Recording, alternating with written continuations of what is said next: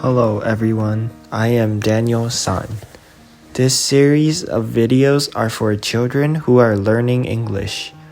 It is very helpful for every child because it can lay a good foundation for your pronunciation. Therefore, you are welcome to read along with my series and don't forget to subscribe and like my videos. Enjoy.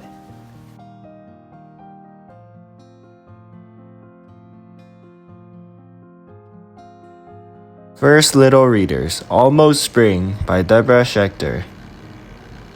Sun is shining, it is almost spring. Sun is shining, it is almost spring.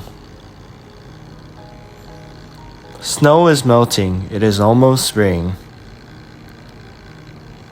Snow is melting, it is almost spring. Birds are singing, it is almost spring.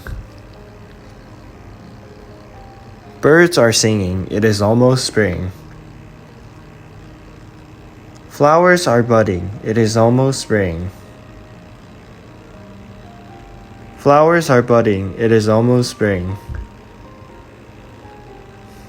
Wind is blowing, it is almost spring. Wind is blowing, it is almost spring. Chiks are peeping, it is almost spring. Chiks are peeping, it is almost spring. Spring is here. Spring is here.